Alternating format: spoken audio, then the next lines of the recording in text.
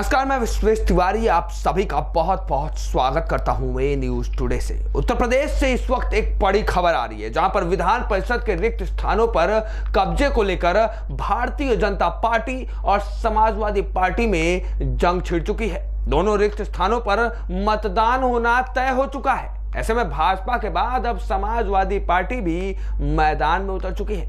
उत्तर प्रदेश विधान परिषद की 2 सीटों के लिए जीत हार मुकाबले से ही तय होगी। समाजवादी पार्टी प्रत्याशी उतारने के फैसले के बाद दोनों सीटों के लिए अलग अलग सभी विधायक मतदान करेंगे, क्योंकि दोनों सीटों का नोटिफिकेशन अलग अलग हुआ है। ऐसे में सत्ताधारी दल का पलड़ा भारी होना तय तो माना जा रहा है, पर जीत और हार का फैसला तो मतदान से ही होगा। विधान परिषद की रिक्त 2 सीटों पर होने वाले चुनाव के लिए बृहस्पतिवार को भारतीय जनता पार्टी और समाजवादी पार्टी के प्रत्याशियों ने नामांकन पत्र दाखिल किया। नामांकन के आखिरी दिन मुख्यमंत्री योगी आदित्यनाथ, उत्तर प्रदेश मुख्यमंत्री, उप मुख्यमंत्री केशव प्रसाद मौर्य व ब्रजेश पाठक सहित सरकार के वरिष्ठ मंत्रियों व नेताओं की मौजूदगी में भारतीय जनता पार्टी प्रत्याशी पदम सेन चौधरी और मानवेंद्र सिंह ने 2-2 सेट में अपने पर्चे दाखिल किए। वहीं भारतीय जनता पार्टी के नामांकन के बाद समाजवादी पार्टी की तरफ से रामकरण निर्मल और रामजतन राजभर ने समाजवादी पार्टी प्रदेश अध्यक्ष नरेश उत्तम पटेल, मुख्य सचेतक मनोज पांडे समेत कई विधायकों की मौजूदगी में नामांकन किया। हालांकि समाजवादी पार्टी अध्यक्ष अखिलेश यादव नामांकन में मौजूद नहीं थे। बताते चले कि भारतीय जनता पार्टी के विधान परिषद सदस्य रहे लक्ष्मण प्रसाद आचार्य के सिक्किम के राज्यपाल बनने और बनवारी लाल के निधन के बाद 2 सीटें रिक्त हो गई थी। बृहस्पतिवार को भारतीय जनता पार्टी के पदम सेन चौधरी और समाजवादी पार्टी के रामकरण निर्मल ने लक्ष्मण प्रसाद आचार्य के इस्तीफे से रिक्त हुई सीट के लिए अपना अपना नामांकन दर्ज करा है।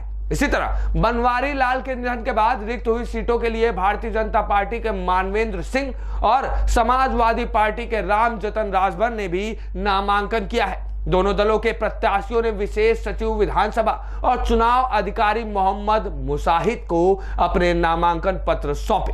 भारतीय जनता पार्टी प्रत्याशियों ने विधानसभा में संख्या बल अधिक होने की वजह से अपनी जीत सुनिश्चित होने का दावा भी किया। उन्होंने भारतीय जनता पार्टी और उसके समर्थक दलों के विधायकों के अलावा अन्य दलों के विधायकों के वोट मिलने की उम्मीद भी जताई है। वहीं समाजवादी पार्टी प्रत्याशियों ने दावा किया कि सदन के दलित, वंचित, अल्पसंख्यक सदस्य उनके साथ हैं। सोमवार को नामांकन वापसी का आखिरी दिन। जी हाँ, दोनों दलों के प्रत्याशियों के नामांकन पत्रों को शुक्रवार को परीक्षण होगा, जबकि सोमवार को नामांकन पत्रों की वापसी का अंतिम दिन है। चुनाव कार्यक्रम के मुताबिक 29 मई को दोनों रिक्त सीटों के लिए मतदान होगा। इसी दिन मतगणना भी होगी। मतगणना में विधानसभा के समस्त सदस्य हिस्सा लेंगे। दोनों रिक्त सीटों का कार्यकाल अलग अलग होने की वजह से चुनाव में विधानसभा के सभी सदस्यों को अलग अलग मतदान भी करना होगा। बताते चले कि सिक्किम का राज्यपाल बनने के बाद भारतीय जनता पार्टी के विधान परिषद सदस्य रहे लक्ष्मण प्रसाद आचार्य ने 15 फरवरी को इस्तीफा दे दिया था। लक्ष्मण प्रसाद आचार्य का कार्यकाल 30 जनवरी 2027 तक था। वहीं बनवारी लाल दोहरे की 15 फरवरी को मृत्यु हो गई थी, जिसके बाद एक सीट और रिक्त हो गई। बनवारी लाल दोहरे का कार्यकाल 6 जुलाई 2028 तक का था। इस चुनाव में सभी विधानसभा सदस्य मतदान करेंगे। भारतीय जनता पार्टी और समाजवादी पार्टी के प्रत्याशी उतारने पर प्रत्येक सीट पर 2-2 प्रत्याशी हो जाएंगे, जबकि प्रत्येक सीट के लिए विधानसभा के सभी 403 सदस्य मतदान करने के अधिकारी होंगे। यानी एक सीट पर 2 प्रत्याशी और 403 मतदाता होंगे। विधानसभा अध्यक्ष सतीश महाना ने बताया कि उपचुनाव समानुपातिक मतों के आधार पर नहीं होता है, बल्कि इसमें निर्णय बहुमत के आधार पर होता है। यानी जिस प्रत्याशी को ज्यादा वोट मिलेंगे वो विजयी होगा। यहां बता दें कि विधानसभा में भाजपा गठबंधन के 274, समाजवादी पार्टी गठबंधन के 118 सदस्य हैं, जबकि सुबसपा के 6, बसपा के 1, कांग्रेस और जनसत्ता दल लोकतांत्रिक के 2-2 सदस्य हैं। इस चुनाव में यह भी दिलचस्प होगा कि सुबसपा, बसपा और कांग्रेस का क्या रुख रहता है, क्योंकि ये दल अपने प्रत्याशी उतारने की स्थिति में नहीं है।